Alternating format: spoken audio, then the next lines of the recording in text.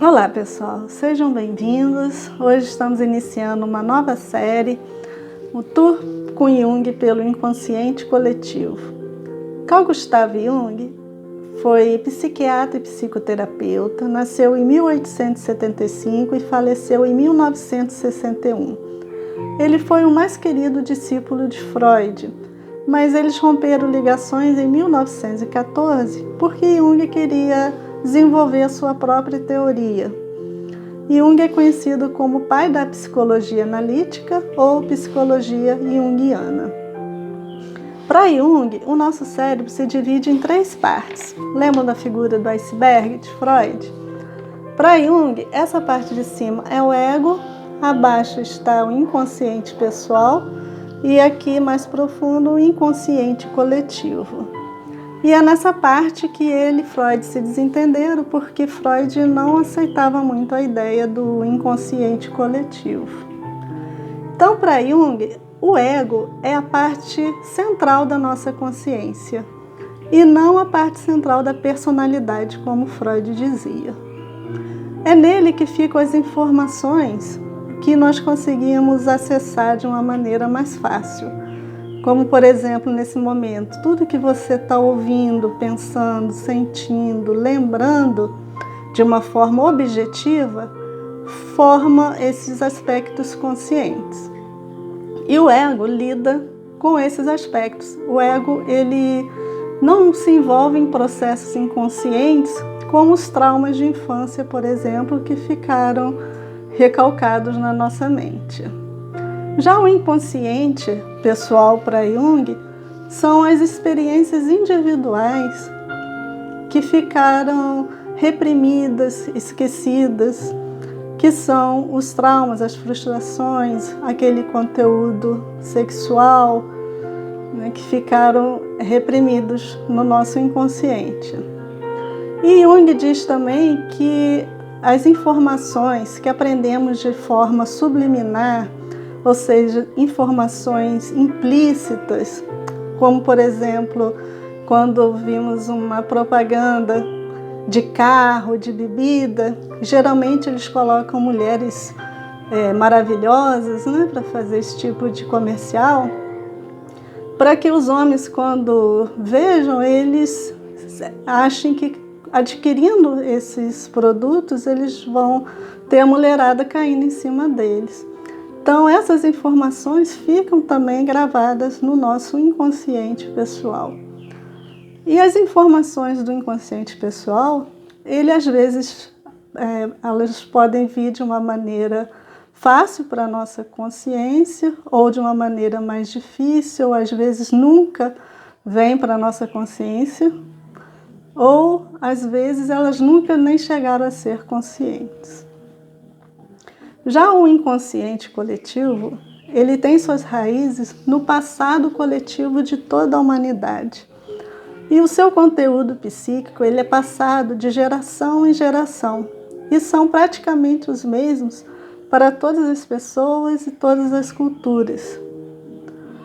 São conceitos universais, como Deus, pai, mãe, filho, irmão, amigo, herói. Isso tudo forma esse conteúdo psíquico. E eles são alimentados pelas experiências que os nossos antepassados tiveram com essas ideias. É no inconsciente coletivo também que ficam todas as informações herdadas, as experiências, os conhecimentos que os seres humanos, como espécie, compartilharam. E Jung também afirma que nós temos predisposições para agir ou reagir de uma forma ou de outra, dependendo da situação, assim como todos os animais. Nós temos esse comportamento já pré-definido. E ele cita o exemplo do João de Barro, quando constrói seu ninho. Ele já recebeu essas informações de como ele deve construir seu ninho, assim como vemos na natureza vários outros animais que seguem seus padrões, e nós também como somos animais, também seguimos esses padrões comportamentais. Então, o inconsciente coletivo, ele não tem a ver com as coisas que aconteceram comigo, nem aquilo que foi ensinado para mim, nem o que eu aprendi na escola. Por exemplo, tem pessoas que não tiveram nenhuma instrução religiosa sobre Deus em suas casas, nunca viram seus pais orando, mas trazem dentro de si uma fé muito grande em Deus e que às vezes até se tornam religiosos. Então, não depende o inconsciente, essa parte do inconsciente coletivo não depende dessas experiências. E também no inconsciente coletivo tem toda a informação espiritual da evolução da humanidade. Jung diz que eu não sou o eu de hoje, eu sou a soma de tudo que foi acontecendo durante toda a humanidade. E assim nós vamos entendendo a nossa forma de pensar, de agir e de sentir. Então, o inconsciente coletivo, ele é como se fosse uma forma. E dentro dessa forma, nós vamos preencher com o nosso inconsciente pessoal. Por exemplo, a forma de mãe. Como eu vou viver o papel de mãe é pessoal. Eu posso ser uma boa mãe ou posso ser uma péssima mãe.